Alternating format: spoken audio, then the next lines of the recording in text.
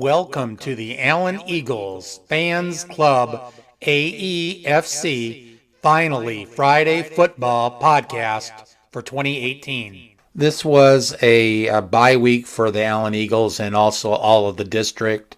So I'm going to talk about, to recap the game against the Eagles and the Lions last week. In this episode, I will talk about the game against McKinney, and I'll try to break down the drives by the type of offensive plays. I'll give a stadium review. I'll talk about some of the players that excelled and a fun sideline story that you might have missed. We have a referee in the studio to talk about some controversial calls in the McKinney game. We'll talk about scores from last week and give the current standings in the district. I'll have some talk on why we started this fan club and what we want it to be. I have a couple of important shout outs and some motivation from a current NFL player. What happened last week? Drive breakdown. Since there's been some buzz about the play calling, a lot of side-to-side plays, running bubble screens, passing game, just throwing directly out to the wide receiver, not going upfield on a lot of plays. So this week in this drive breakdown, I want to take a look at if all of that is true and see what's really happening by looking at the film and looking at each play.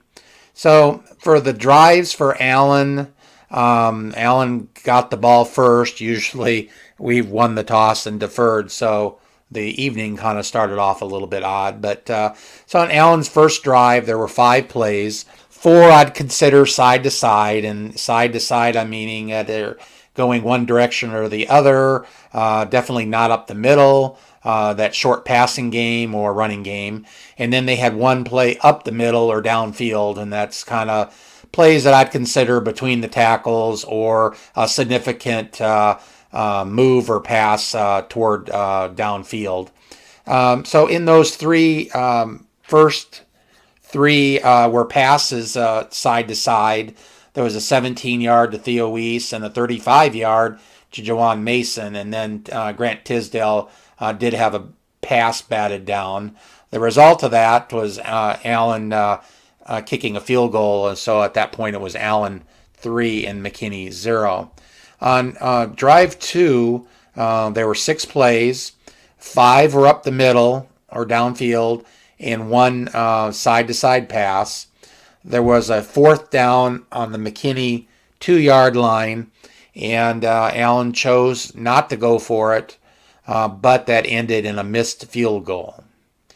On the third drive was 7 plays. 5 were up the middle or downfield and 2 side-to-side. One of those side-to-side was a touchdown pass. Allen 10, McKinney 0. 3 plays in the 4th drive, starting at the 2-yard line, and we'll talk a little bit more on the referee section about how that happened. Of those 2 middle plays and 1 side play ended up in a fumble, giving the McKinney the ball at the Allen 2-yard line. McKinney scored, so it was Allen 10, McKinney 7 with about 9:27 left in the second quarter. At this point, Allen, in their 4 drives, had resulted in a field goal, a missed field goal, a touchdown, and then this fumble. Allen's defense held McKinney to just 2 first downs so far and that 1 touchdown score. And that was only the second time the first team defense has been scored on so far this season. And granted, the McKinney had a very short field to score. So on the 5th drive, after 3 plays, it was a 3rd down and 2. The crowd, at least around us, were kind of getting a little uneasy. McKinney had been running the play clock down on nearly every play on offense, down to 5 seconds. And Allen had been moving the ball, but at this point, McKinney was right in the game. Well, what did the Lions do? They ran into the punter and giving the Eagles a first down. and 4 plays later, Allen scored. So it was 2 middle downfield and 5 side to side. Allen 17 to McKinney 7 with 6:54 left in the second quarter. At this point, Allen had over 200 yards on offense and McKinney just 52 yards total offense. Allen got the ball right back on their 6th drive after a McKinney 3 and out. That was 6 plays, 4 up the middle, 1 side. Allen 24 to 7 with 4:26 left in the second quarter. Drive 7 was 6 plays, 4 up the middle and 2 to the side. Allen 31 to 7 with 1:08 left in the second quarter. At the half, Allen had 107 rushing yards and 219 passing for a total of 326 yards. Just to note in tracking drives and plays, there were 23 up the middle or downfield plays, and there were 16 side-to-side screens or those types of plays by Allen. So to me, it definitely looks like the Allen offense runs the sweeps, the bubble screens, the run around the outsides. Not as much as we think, at least after reviewing this game film. Remember back the tension I talked about when Allen was punting with the score 10-7. We had a 3rd down and 2 with 9:27 to go in the second quarter.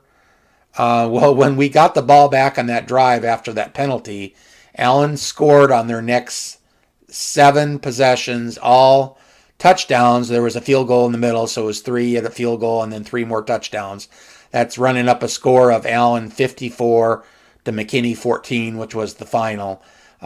It wasn't until the 8th drive by Allen, really, really late in the game, that we knelt down and ran out the clock.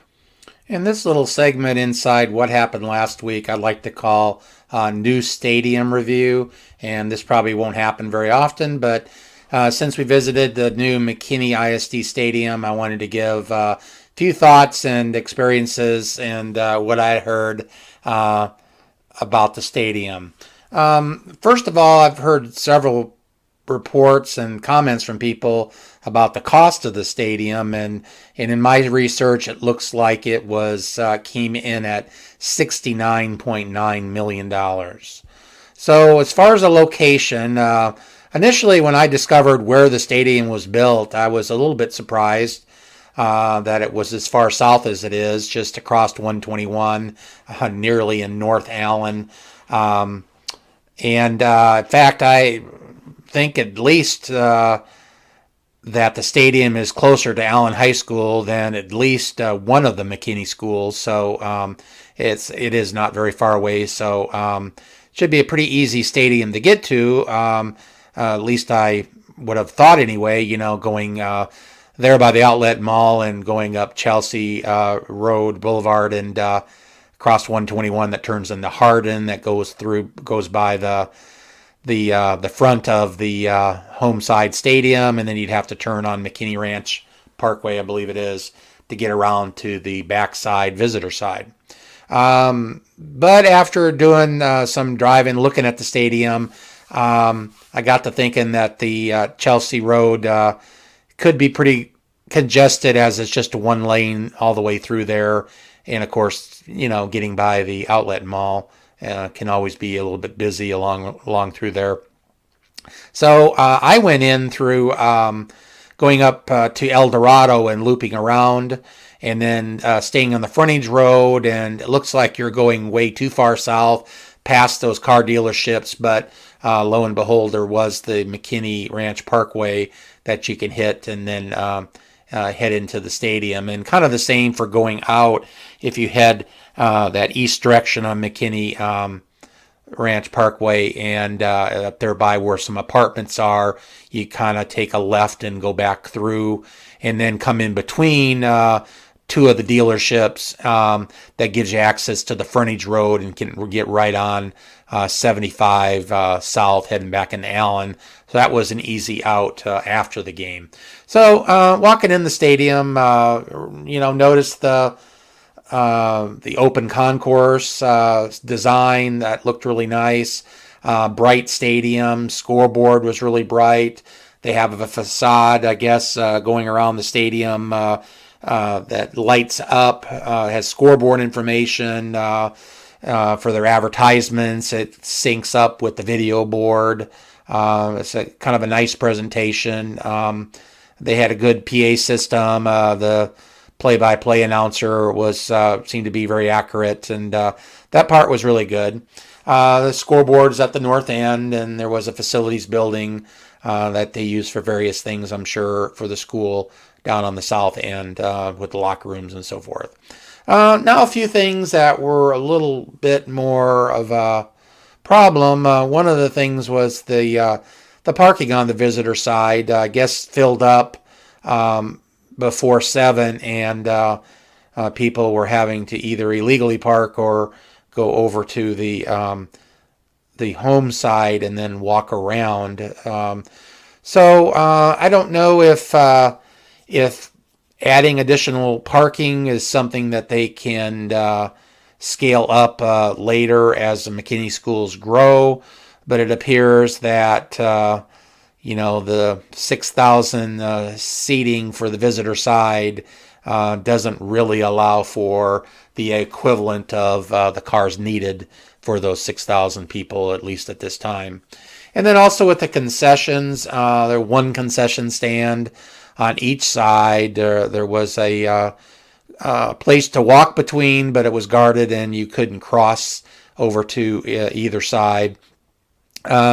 So same with the concessions, look like pretty much a single line, long wait, upwards of 30 minutes or more. Possibly that as they grow in McKinney, probably could be able to add another concession stand at each side. Not sure on that, but I'm sure it's probably scalable at some point. As far as the seating goes, the stadium is designed for even seating on both sides, and that's generally for reserve ticket, season ticket holders for the McKinney programs.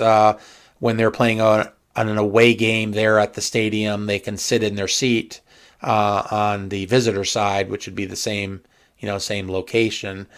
And but normally in most two-deck stadiums, the second deck, first row, normally is one of the better seats, like Allen ISD or the Allen Eagle Stadium, especially at AT&T Stadium. That first row in the second deck is just a prime location to watch the game. You can see down below, see the whole bench area.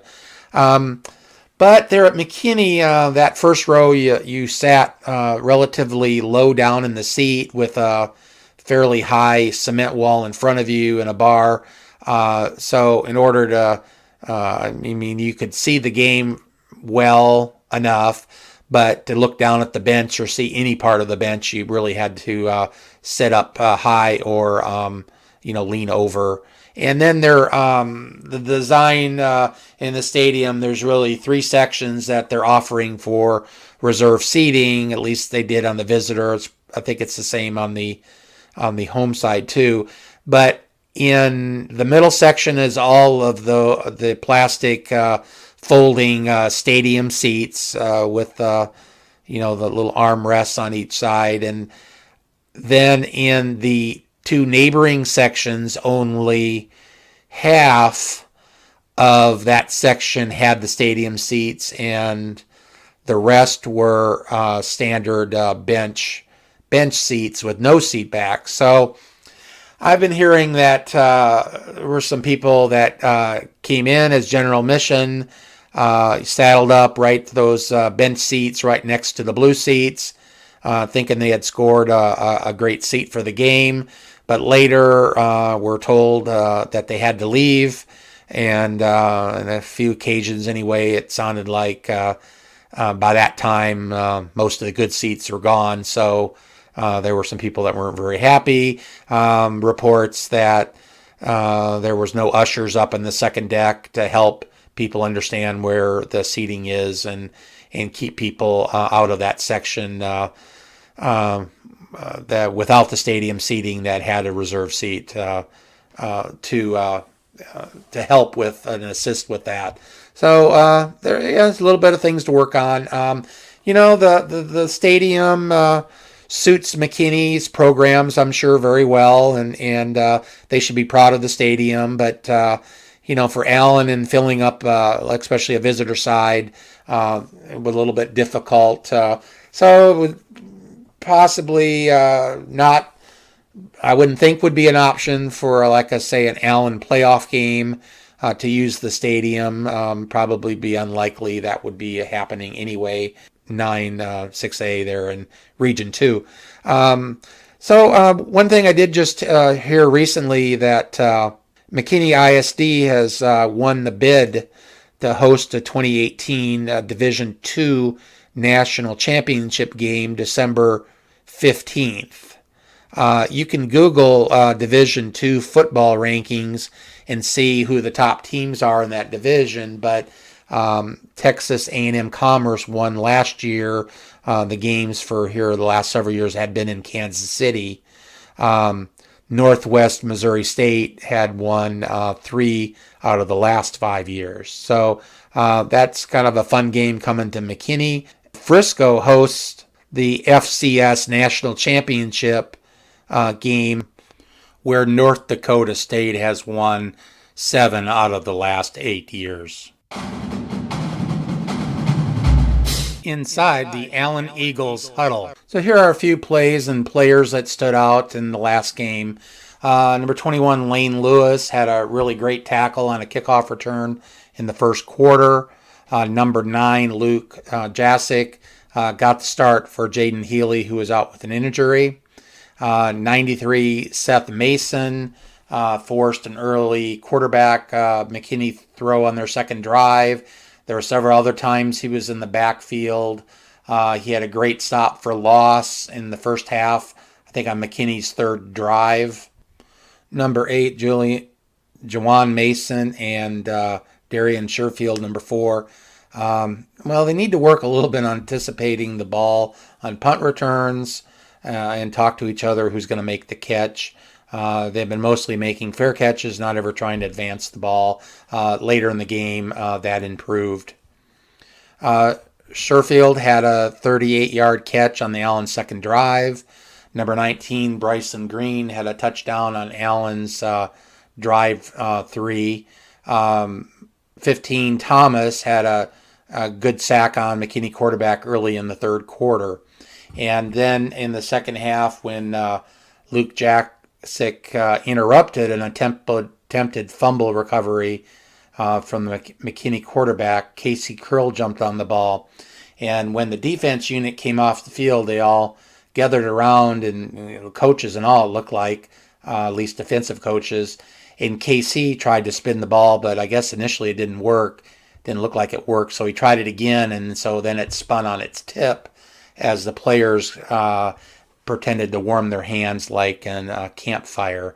I'm sure that was a sponsored coach's incentive for getting a takeaway, and it really looked like a fun moment for the team, and it was fun to see, from the sidelines.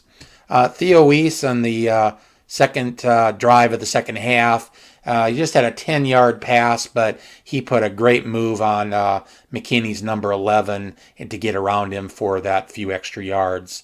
Number 30, Johnson, and number 3, Washington, each had a big run in the second half, late in the game.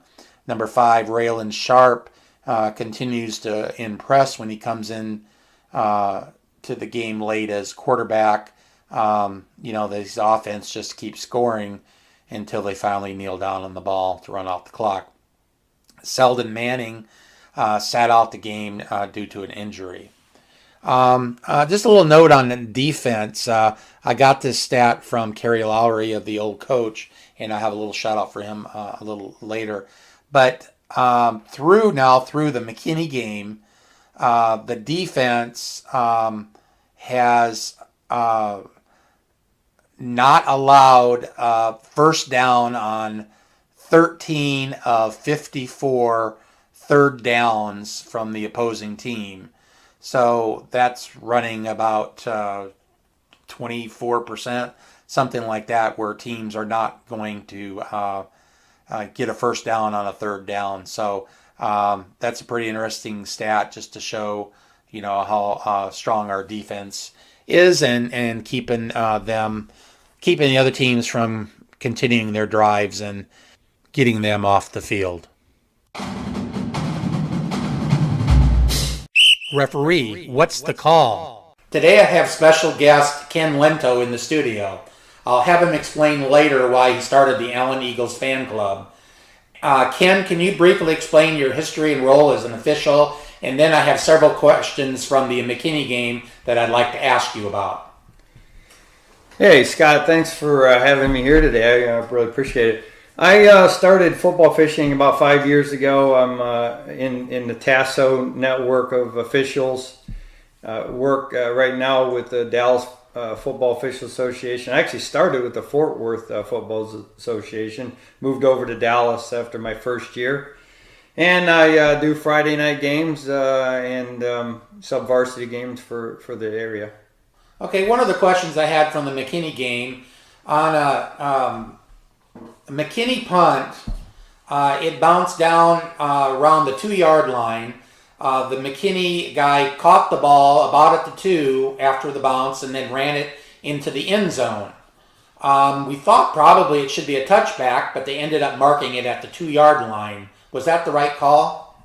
Scott, that is the right call. And Rule 4 in the NCAA football rules, which we follow here in the state of Texas for high school football, the ball is dead when after a free kick or scrimmage kick that crosses the neutral zone is downed by the kicking team that has not contacted another player. If the ball would have contacted a player and been loose and muffed around, it could have been recovered in the end zone for a touchback. But because the ball was recovered, the spot where it's recovered on that is where it's dead, where the ball's dead. Okay, Ken, another question from the McKinney game. It was Allen had just scored, so it was 21-7. We kicked off, and it sure looked like there were 2 McKinney guys that signaled for a fair catch.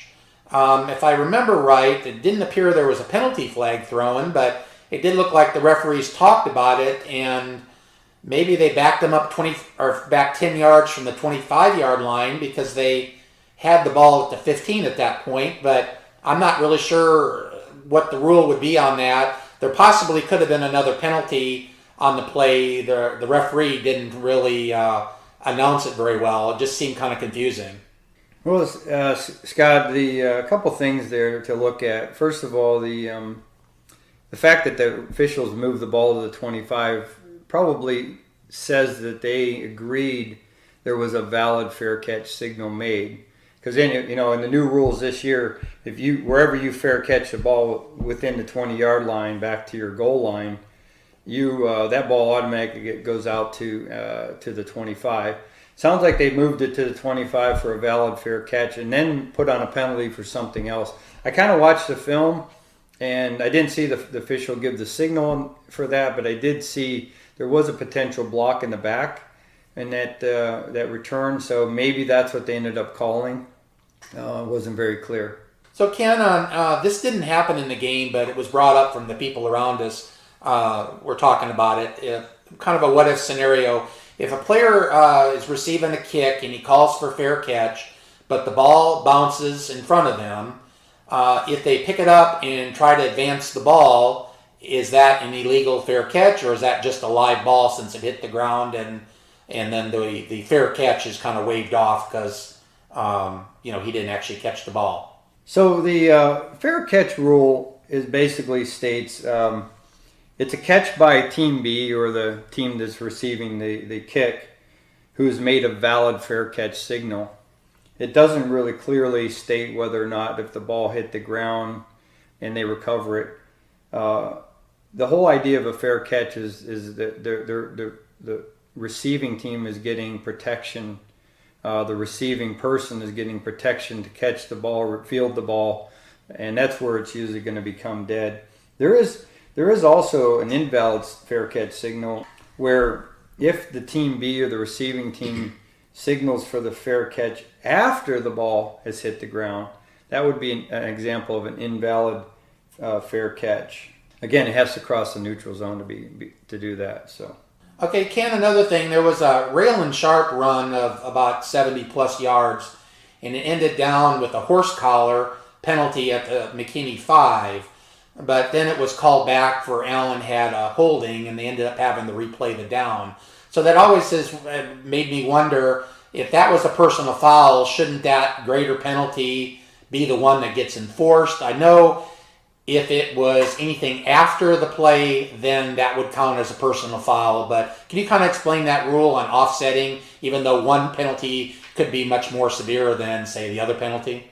So if you've got a situation where you got two live ball fouls, one against each team, those are going to offset. So if you had a dead ball foul after the play, like an unsportsmanlike conduct, that would still be marked off, even if the two live balls. So for example, in the scenario you gave, or what happened in the game, if the two live ball fouls were to offset, that would be 0 yardage either way for either team. But say at that same play there was a unsportsmanlike conduct against the McKinney team, for example, then that would have been still marked off because that's a dead ball foul. Dead ball fouls are marked off in the order of occurrence. Thank you, Ken, for coming in the studio and discussing a few of these calls with us. Hopefully we're all a little more educated on it and can be a smarter fan out there. And hopefully in the future we can do some of these in the studios again. Thanks again. Around the District 9-6A. In last week's game, of course, Allen was 54 at McKinney 14. McKinney Boyd 35 at Jesuit 28. A little bit of a surprise there. And Prosper 14 at Plano East 26. Plano East had all 26, I believe, in the first half. Looks to be a good matchup coming up with Allen with Plano East. Plano West 14 at Plano 28. I believe that score was tied 14-14 for a good portion of the game. So the standings after 5 weeks in District 9-6A, Allen and Plano East are both 5-0. Of course, 2-0 in the district. And Allen has a point differential of plus 168 and Plano East 119. So good matchup coming up. I'll have a big podcast about that next Friday.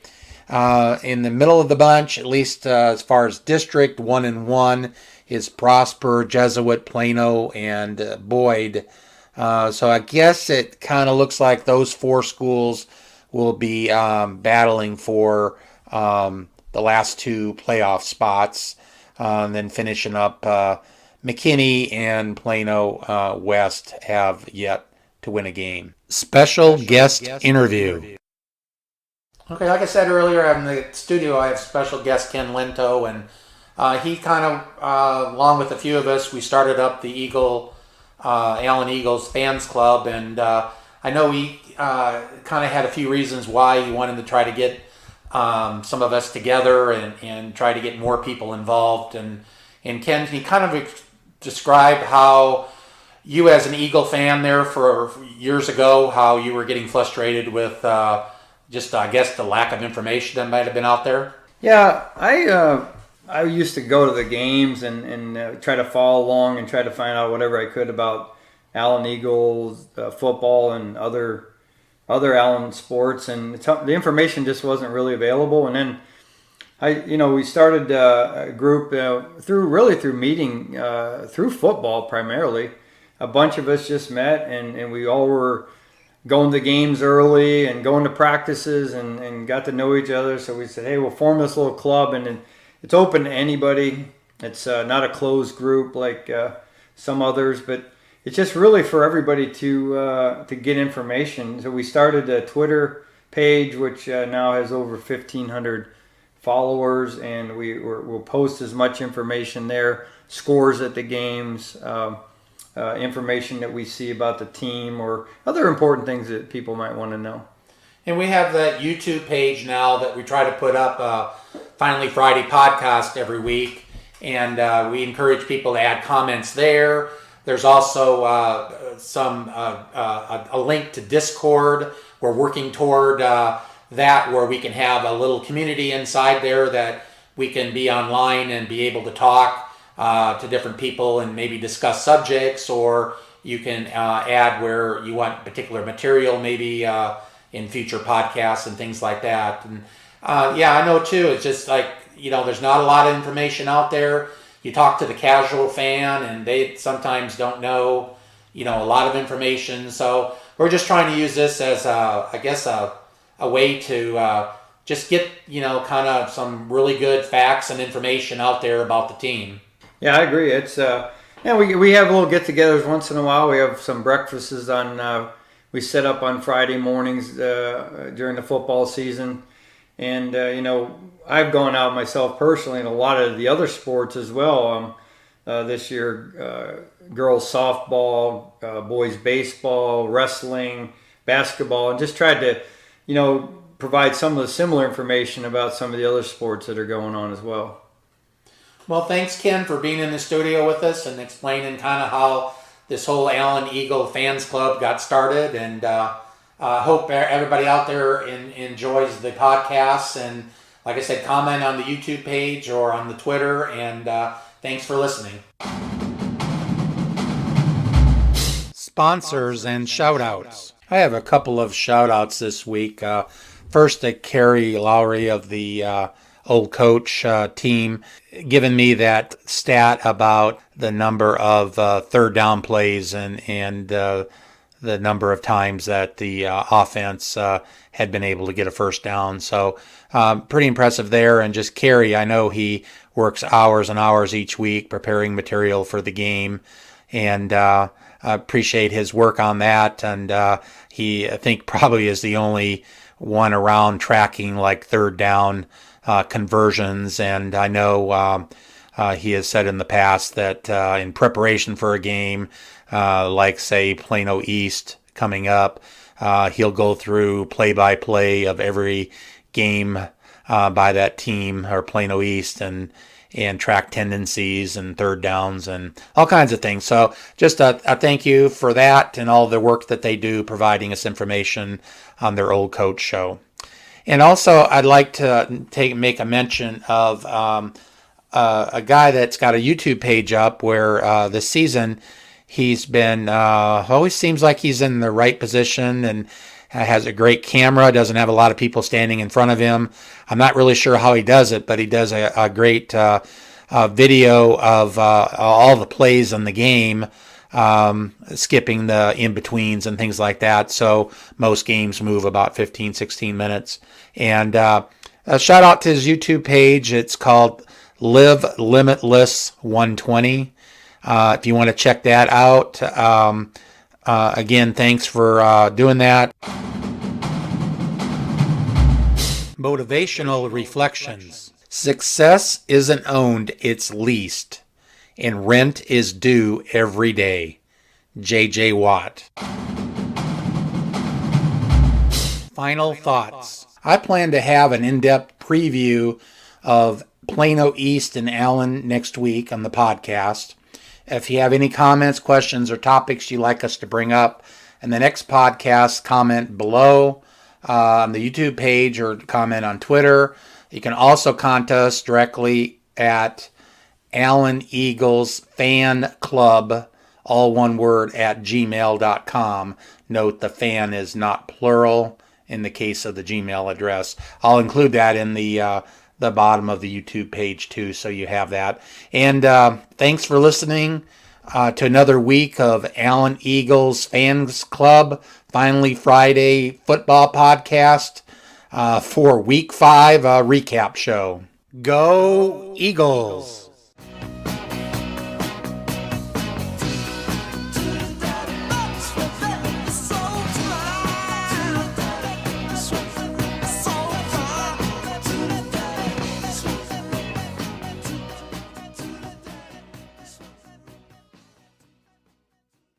This podcast is for the enjoyment of the Allen Eagles Fans Club and its listeners.